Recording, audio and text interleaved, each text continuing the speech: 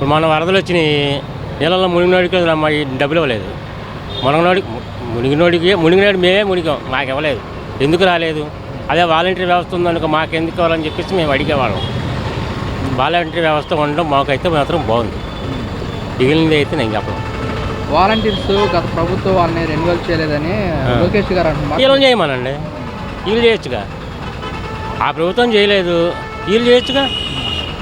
Volunteer వ్యవస్థ బాగుందని చెప్పేసి ప్రతి ఓళ్ళకి తెలుసు. అక్కడ ఏదో వాళ్ళేదో చేస్తున్నారు, వాళ్ళు ఏదో ఓట్లు వేసుకుంటున్నారు, అవన్నీ ఏంటి గవర్నమెంట్ చూసుకుంటుంది. పోలీసు వ్యవస్థ ఉంది, కోర్టు ఉంది, అవి చూసుకుంటాయి. అంతేగాని వాలంటీర్ని పెట్టేసి ఈయన ఓట్లు ఏం చేయించుకుంటారు అనేది శుద్ధ అబద్ధం.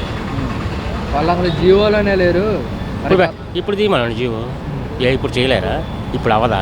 ఇప్పుడు లేదా? వాళ్ళకి బలం లేదా? ఉంది కదా, చేయొచ్చు. అంటే జగన్మోహన్ ప్రభుత్వం వాళ్ళ జీవోలో లేకుండానే వాళ్ళకి జీతాలు ఇచ్చేస్తుంది అని చెప్పేసి లోకేష్ గారు అంటున్నారు. అదే ఇప్పుడు జీవో పెట్టేసి వాళ్ళకి జీతాలు ఇవ్వమనండి. అప్పుడు ఆయన అంటే చేయలేదు.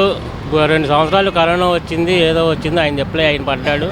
ఈ ఉచిత పథకాలు ఇవన్నీ దిక్కుమాలిన పథకాలు అవి అయితే అనవసరమైనది.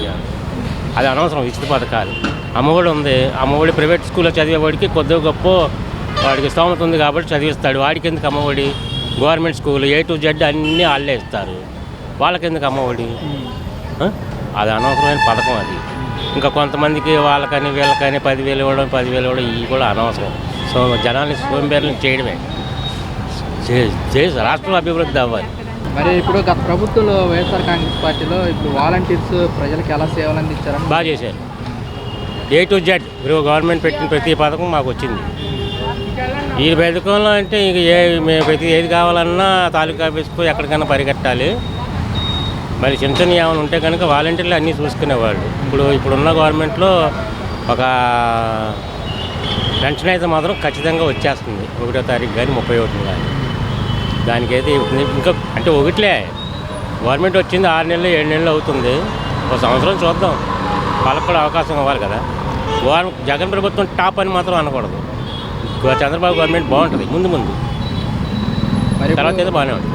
మరి వాలంటీర్స్ మాకు వేతన కింద 10,000 ఇస్తామని చెప్పారు ఎన్నికల ప్రచారాల్లో. తీరా వచ్చాక మమ్మల్ని కొనసాగించట్లేదని చెప్పేసి వాలంటీర్స్ అంటున్నారు. టైం పట్టిద్దాము.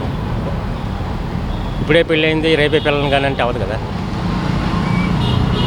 ఇప్పుడు పెళ్లి చేసుకుని రేపు పిల్లల్ని కనమంటే అవ్వదు. గవర్నమెంట్ వచ్చింది, ఆర్థిక స్తోమతలు వాళ్ళకున్న ఆర్థిక బాధలు, గత ప్రభుత్వం ఏమేమి చేసినా అవన్నీ చూసుకొని తవ్వుకొని వాళ్ళు ఏమేమి ఇస్తారు. కాబట్టి అన్నీ ఇస్తారు, ఇవ్వకుండా మాత్రం ఉండరు. గవర్నమెంట్ ఇస్తుంది. మరి ఇప్పుడు జగన్మోహన్ రెడ్డి ప్రజల్లోకి వస్తాను, ప్రజల తరఫున పోరాడతాను సంక్రాంతి నుంచి అని చెప్తున్నాడు. మరి ఇప్పుడు వైసీపీ పార్టీ మరి ఏమైనా పుంజుకునే అవకాశం ఉంటుంది అంటారా? పుంజుకోవచ్చు. మరి కాకపోతే గతంలో చేసినట్టుగా చేయకూడదు. గతంలో చేసినట్టుగా ఉచిత పథకాలు అనేది తీసేయాలి.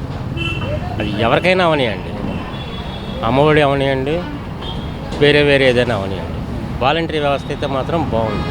లేని వాళ్ళకి ఇవ్వండి, పర్వాలేదు. అయినా సరే లేని వాళ్ళు కూడా ఆటోవాడికి 10,000 ఎందుకు ఇచ్చారు? ఆడికి 10,000 వల్ల ఏమవుతుంది? ఆడికి 10,000 ఇచ్చారు, ఇంకో పక్కన ఎంత దగ్గర అది కట్ట కదా. వాడికి రోజుకి ఒక 2-3 వేలని సంపాదిస్తాడు. ఆడికి ఎందుకు డబ్బులు ఇవ్వడం? మండపలే కదా ఇచ్చేది. అవన్నీ బదులు దేనికైనా రోడ్లకో వీటికో వేరే దేనికో ఉపయోగించుకుంటే రాష్ట్రం డెవలప్ అయ్యేది కదా. ఈ రోజున అమరావతి తీసుకున్నారు అక్కడ. అదే అమరావతి ఈ రోజున గతంలో చంద్రబాబు వచ్చింటే ఈ పార్టీకి స్టడీ అయిపోయేది. మా పిల్లలు నా పిల్లలు ఎక్కడో బెంగళూరు చెన్నైలోనే వెళ్ళి జాబ్ చేయాల్సిన పని ఉండదు. సైకిల్ వేసుకుని అమరావతి వెళ్ళిపోయి జాబ్ చేసుకుని వచ్చేసేవాడు. ఆ స్థాయి లేదు. ఇప్పుడు ఈ 5 ఏళ్ళు చంద్రబాబు చేస్తాడో లేదో తెలియదు, కానీ 90% చేయొచ్చు. అంటే డబ్బులను బట్టి చేస్తే కనుక అమరావతి ఓకే అయిపోతే, రాజధాని అయిపోయి ఓకే అయిపోతే, కొన్ని కంపెనీలు వస్తే కనుక నీ పిల్లలు నా పిల్లలు కూడా ఇక్కడే ఉంటారు, వేరే స్టేట్ అయితే వెళ్ళరు.